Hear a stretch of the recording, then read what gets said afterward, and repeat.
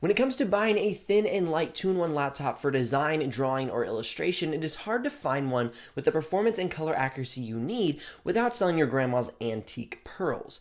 Well, that is no longer the case. If you're on a mid-sized budget, then the powerful, color-accurate, Wacom infused Acer Spin 5 may be the laptop for you. Let's get rockin'!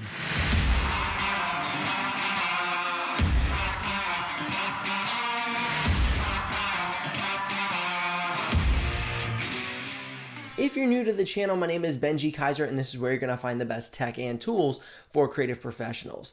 If you're curious about the exact pricing of this model, you can head down into the description below and click those links. Now, if you do use one of those links, I will get a small commission, but at no extra cost to you. And that's what keeps this channel alive and the helpful content coming your way. Diving right into the build quality of this laptop, as I pull the Acer Spin 5 out of the box, I'm greeted by an all aluminum chassis, keyboard deck, and side panels, making this laptop not only durable, but incredibly thin and light. Weighing in at 2.65 pounds at barely over half an inch thick at 0.59 inches, I am drooling over the insane portability of this laptop. But how does a laptop this thin and light perform? Well, hold tight, because later in the video, we're going to discuss the in-depth test that I ran on this laptop. What about the on-the-go capabilities of this laptop? The Acer Spin 5 has a 56 watt-hour battery. With my test, I'm seeing about a 7-hour and 15-minute web browsing experience and a 5 to 6 hour design or drawing or illustration experience. The Acer Spin 5 comes with a surprising wide variety of ports. Now, as always, my recommendation for the ports is to consider your daily workflow. Yes, it's great to have USB-C. Yes, it's great to have a network port or an HDMI or display port or a SD card slot, whatever it might be, but think about your day-to-day. What ports do you need? That's how you should decide if the port selection on this laptop is suitable for you. For such a thin and light laptop, I am impressed with the amount of ventilation. It has a large vent along the bottom cover, a substantial vent along the back bezel, and keyboard deck between the screen hinges. And we will discuss how this affects the cooling performance as we get into the benchmarks later in this video. As I pull open the lid of this laptop, which does take 2 hands due to the strong magnet holding the screen closed, I'm greeted by a bright, vibrant, and color-accurate 13.5-inch 3x2 2K display behind Corning Gorilla Glass for an extra layer of protection to the laptop. The slim bezels are subtle, making the vibrant screen stand out even more. I must say, I did not realize how much more roomy a 3x2 screen feels compared to a standard 16:9 aspect ratio until I was benchmarking the Acer Spin 5 next to the Lenovo Flex 5. I've never considered getting a screen smaller than a 15-inch screen, but after using this laptop for the past week and a half, I must say I could see myself making this laptop my on-the-go workstation due to the 3x2 aspect ratio.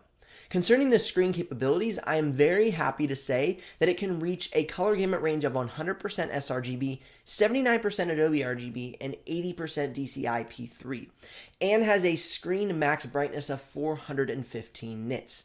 This screen means business, and concerning creators, it is a great screen at the price point.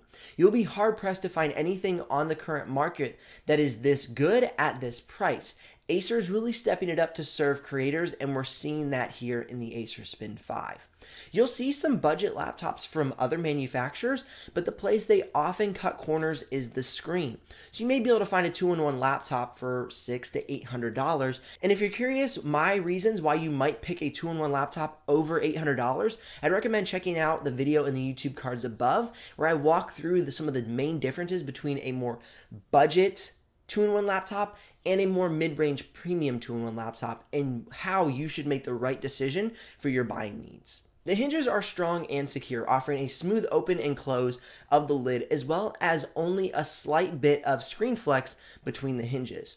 Moving down to the keyboard deck, I'm really appreciating the spacious key placement and the large shift key on the right side. For some reason, a lot of thin and light laptops shrink their shift key, and it is always a burr in my saddle. But not to worry, on this laptop keyboard deck, Acer has kept the full shift key, so that makes me very happy. One thing that is pretty neat is the included numpad feature that allows you to turn on a num lock that takes over part of your keyboard if you like to use a numpad. Personally, I do not, but I think it is a really, really neat feature if you're somebody who does. As far as the key press is concerned, they have done a great job providing a quiet, smooth key press that is just the right amount of softness and snap when typing. Moving on to the trackpad, Acer has equipped it with the Windows Modern Touch Gestures drivers, which work nicely, have a strong click, and excellent touch sensitivity. To me, the trackpad is a very crucial component of a design laptop, and this one is up to the challenge. Now it is time to jump into one of the most important considerations of this laptop, the 2-in-1 screen and the built-in pen. First, let's start with the pen. It is stored in the charging dock on the right side of the keyboard deck, and it is Acer's active stylus. With just 15 seconds of charging, you can get 90 minutes of operating time. So basically, if your pen goes dead, all you need to do is plug it in to the charging dock, jump up for a refresh on your coffee, and then get right back to work shortly thereafter. Now, what makes this laptop truly special, especially at this price point, is the collaboration between Acer and Wacom to produce a screen-pen combination capable of achieving 4,096 levels of pressure sensitivity. This means that when you are using this laptop as a drawing tablet, you're able to achieve the same pressure sensitivity as Wacom's Intuos Creative tablet. And for reference, I have linked that model in the description below so you can get a feel on which model of the Intuos tablet has the sensitivity of the screen. The sensitivity is truly excellent, and I found that masking out my thumbnails was a breeze with this laptop. As you can see, I am able to edit the intensity and size of the brush by merely applying more or less pressure to the screen with the pen. So basically, you are carrying around a laptop that is powerful enough to handle all of your design and drawing needs with the power to handle multitasking in the most popular Adobe design apps. Oh yeah, plus it has solid color accuracy, lest we forget. If you're enjoying this video and getting some value, gently press down on that like button and let me know in the comment section how you plan on using this laptop. If you want more content like this in the future, then make sure to subscribe and ring the bell so you don't miss out on any of the future videos. All right, let's get back into the review. Okay, so now that we have covered the build and capabilities of this laptop, let's talk about the performance. The model I'm reviewing comes with the Intel i7-1065G7 with 4 cores and 8 threads. It has an integrated GPU, the Intel Iris Plus Graphics 7, 16 gigs of DDR4 RAM, and a 512 gig NVMe solid-state hard drive. Starting off, I'm going to showcase the Photoshop benchmark tests from Puget Systems. As you can see, it handles the individual tasks very well. I use this Photoshop benchmark to see how well a laptop can handle the most intense tool in the Adobe Design Suite. If a laptop can perform well in Photoshop, I know it will handle InDesign and Illustrator with ease. As you can see, this laptop sits on the lower end of the laptop test results, but don't let that scare you away. It sits only 37 points behind the Lenovo Legion 5i, which contains the latest 10th gen Intel high-performance processor, the i7-10750H. Simply put, I have not had the chance to test a lot of the mobile processors. Most of the laptops I've been receiving from vendors are the high-performance processors. So this laptop is one with the mobile integrated graphics, and it's one of the first ones I've reviewed, and I'm hoping to get more on the channel to get even better benchmark comparisons. Now, concerning the multitasking, this laptop is able to run Photoshop, InDesign, and Illustrator simultaneously without any decrease in performance, as you can see in the Task Manager reports. If you're curious how this laptop handles video editing and more intense tasks, I have made a separate video containing video editing, After Effects, 3D modeling tests, and even a few more in another video, which you can check out linked in the YouTube cards above. Now, what about noise, thermals, component usage while using this laptop? At idle, you will experience no fan noise, and while running in the Photoshop benchmarks, I only heard about 44 decibels of noise coming from the fans.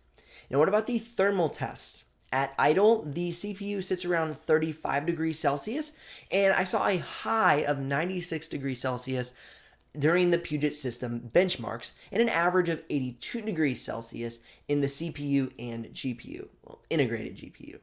What about the component usage? Well, during the Photoshop Puget Systems benchmark test, we saw an average CPU usage of 65%, and on a couple of the tests, we saw it boost up to 100% CPU usage, but mainly it was stabilized at around 65%, and I even saw lower ends of 20 and 35%. So honestly, depending on the task you're doing, you're going to see a range of CPU usage. Now, as far as the GPU, the integrated GPU is concerned, I only saw a 3% usage of the integrated GPU, and that is very common. Photoshop does not use a lot of GPU, if any at all, depending on the task you're doing. For the RAM usage in Photoshop, I saw a 78% usage of RAM. If you're looking for a 2-in-1 laptop built for creators through a partnership with Wacom, has excellent performance in the Adobe Design Suite, runs cool and quiet, and totes an all aluminum thin and light chassis, then the Acer Spin 5 is for you. If you're curious about the exact pricing of this model, or you're ready to go ahead and pick one up right now, you can head down in the description below and click one of those links. Now, if you do use that link, I will get a small commission, but at no extra cost to you, and that's what keeps this channel alive and the helpful content coming your way.